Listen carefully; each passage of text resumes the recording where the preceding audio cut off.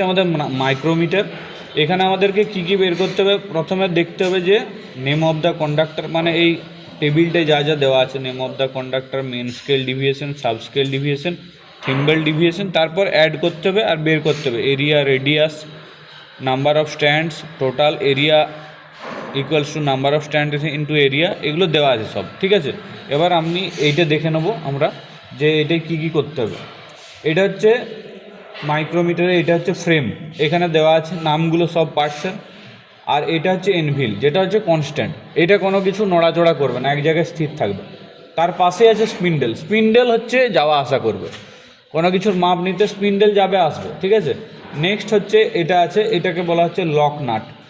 Lock নাটটা এই দিকে আসলে, ডান দিকে আসলে সেটা হচ্ছে আনলক পজিশন, যখনই আমি এইদিকে করে দেবো তখনই সেটা লক পজিশন হয়ে গেল। কেন এটা দেওয়া আছে, যখন আমি কোনো একটা রিডিং নেবো, রিডিং নেওয়ার সময় সাপোজ এখানে পুরোটাই সেট হয়ে গেছে, আমি যদি না লক করি তখন কোনোভাবে আমার হাতে লেগে ঘুরে যেতে হবে, তাহলে আমাকে বারবার কিন্তু ওই জায়গাটায় সেট করতে হবে, আবার চেঞ্জ করে ওখানে নিয়ে যেতে হবে, তখন প্রবলেম হবে। এই জন্যে যদি আমি একবার লক করে দিই এটা সেট করার পর, তাহলে এটা চেঞ্জ হবে না, এটা ঘোরানো যাবে না, দেখতে পাচ্ছি তার ঘোরানো যাচ্ছে, ঘোরানো যাচ্ছে না, সেই জন্য এটা লক নাটটা দেওয়া আছে। আর নেক্সট এটা হচ্ছে স্লিভ বলা হচ্ছে, এই ভিতরেরটাকে, ভিতরের যে অংশটা সেটাকে বলা হচ্ছে স্লিভ, এটাকে বলা হচ্ছে থিম্বল, ঠিক আছে। তো এই যে স্লিভের উপরের যে স্কেলটা আছে এখানে দেখা যাচ্ছে, উপরে যে স্কেলটা রয়েছে এই স্কেলটা হচ্ছে 1 1 করে ভাগ আছে, এই যে 0 to 5 মাঝে 4টে ঘর আছে, তার মানে প্রত্যেকটা ঘর 1 করে, ঠিক আছে। আর এই নিচের ঘরগুলো হচ্ছে তাদের মাঝে মাঝে আছে, ওই প্রত্যেকটা ঘরের মাঝে একটা করে কিন্তু দাগ টানা আছে, তার মানে কি ওগুলো 0.5 করে। ওই উপরে যেরকম 5টা ঘর আছে নিচেও 5টাই ঘর আছে 0.5 করে করে, ওগুলো 1 করে করে, নিচেরটা 0.5 করে করে, সবগুলো এমএমএ, ঠিক আছে।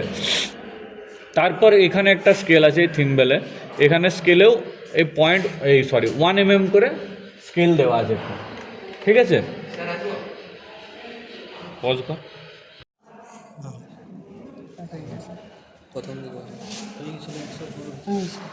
হ্যাঁ, আরেকটা কথা হচ্ছে যে আমরা যখন একটা কোনো মেজারমেন্ট নেবো এখানে, মানে ডায়ামিটার কোনো কিছুর মাপবো, তখন হচ্ছে যখন আমাদের এটা হয়ে যাবে তারপর লক করে দেবো, লক করার পরে কিন্তু কোনো রকম ফোর্স অ্যাপ্লাই করা চলবে না, এটা যদি আমি জোরে ঘুরিয়ে দিই তাহলে লকটা কিন্তু কেটে যাবে, মাইক্রোমিটারটা নষ্ট হয়ে যাবে, সেটা কিন্তু করা চলবে না।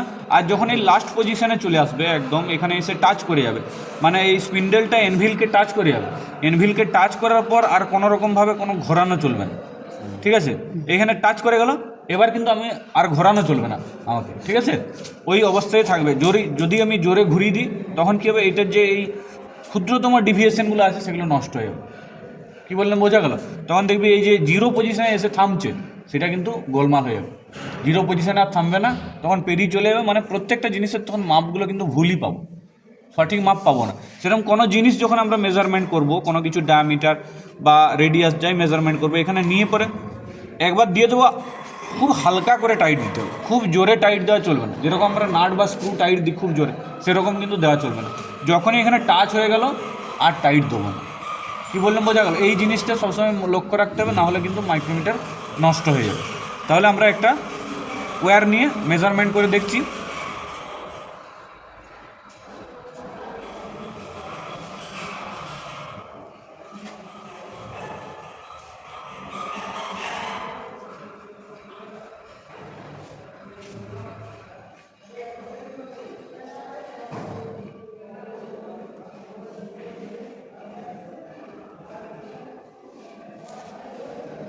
সাইডে হয়ে যাচ্ছে।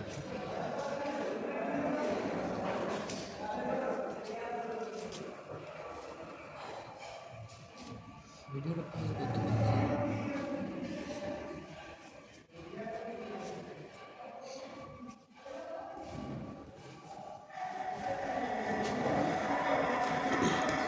ভিডিওটা পজ করে কাজটা একটু পাঠিয়ে দিতে হলে ভালো করে লেগে যাচ্ছে।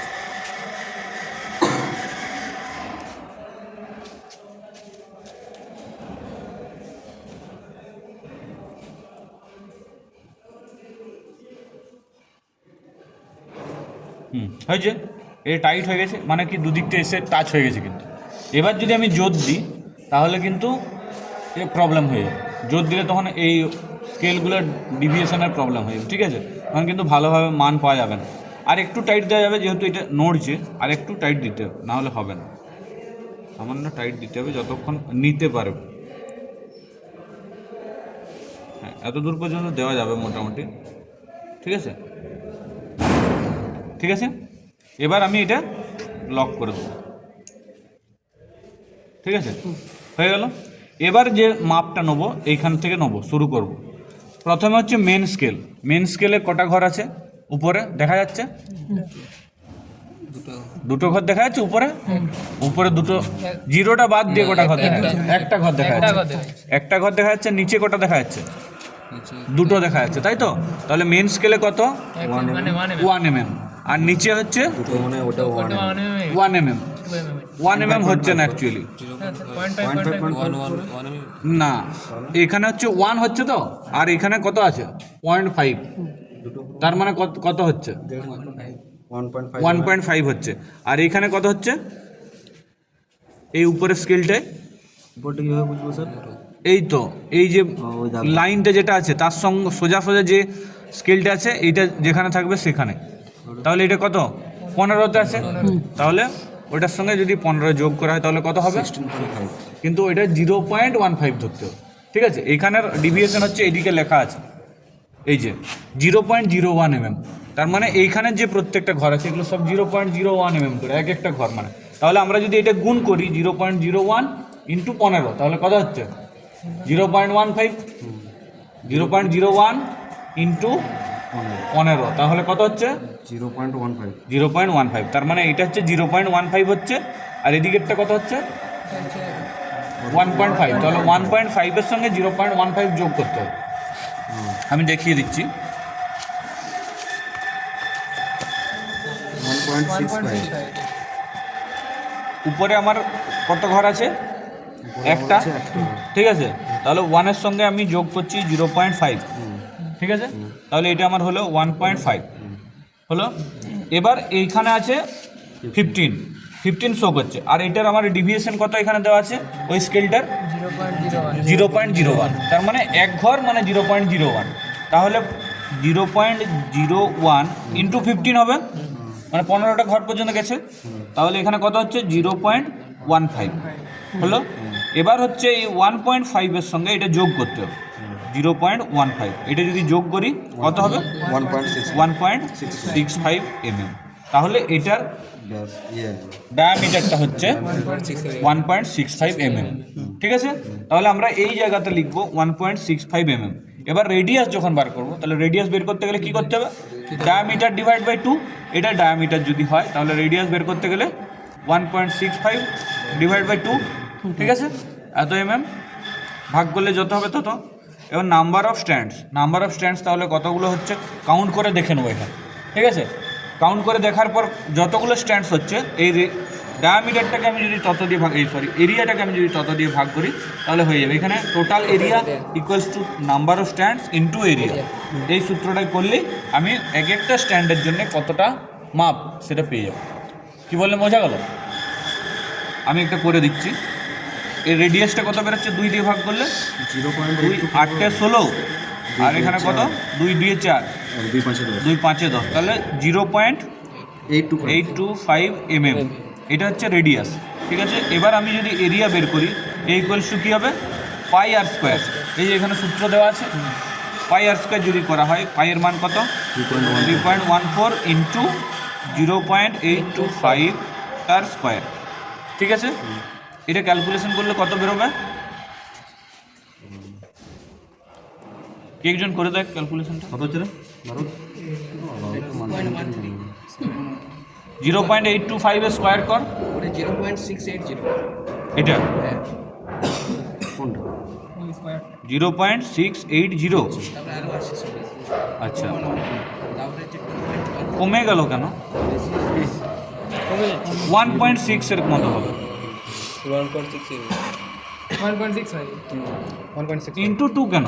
ইন্টু অতই হবে, স্কোয়ার তো। 0.825 আবার হবে, ওটাই আসছে। আচ্ছা, ঠিকই আছে তাহলে। এবার ওর সঙ্গে 3.14 গুণ করলে কত আসছে? 137। 2.137 এত এমএম স্কোয়ার বা স্কোয়ার এমএম। এইটা হচ্ছে আমার টোটাল এখানে যতগুলো স্ট্যান্ড আছে সেটার হচ্ছে যে এরিয়া।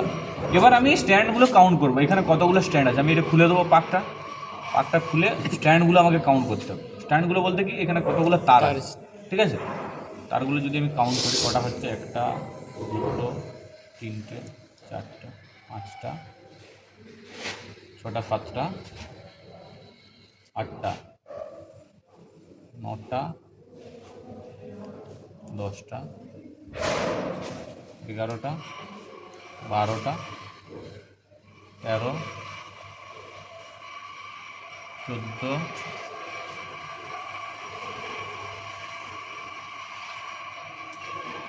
15 16 17 18 19 20 21 22টা আছে, ঠিক আছে। তার মানে এরিয়া যত হচ্ছে এই এরিয়াটাকে 2.137 ডিভাইড বাই 22 হয়, ঠিক আছে। তাহলে এক একটা স্ট্যান্ডের জন্য কত ডায়ামিটার সেটা বেরিয়ে কত এরিয়া লাগছে, ঠিক আছে। তাহলে কত হচ্ছে এটা ভাগ করলে 0.097 এত এমএম, ঠিক আছে। এত এমএম এর স্কোয়ার গুণ আছে টোটাল এরিয়াটা যখন বের করা হচ্ছে, ঠিক আছে, তখন সেই জন্য গুণ করতে হচ্ছে নাম্বার অফ স্ট্যান্ডস দিয়ে। আমি একটা স্ট্যান্ডার্ড বের করেছি কি, আমি সব গোটাটা একসঙ্গে বের করেছি, একটা স্ট্যান্ডার্ড বের করতে পারি, তাহলে গুণ করতে হবে এখানে। কি বললাম বোঝা গেল? তাহলে এইটা হচ্ছে একটার, আর টোটালটার আমি তো প্রথমেই পেয়েছি। আরেকবার আমি দেখিয়ে দিচ্ছি, যদি একটার হিসাবে করিস তাহলে কীরকম হবে। একটার খুব ক্ষুদ্র মাপ আসবে, 0.5 থেকে কম চলে আসবে, মানে বড় স্কেলে দেখতে হবে আমাদেরকে, ঠিক আছে।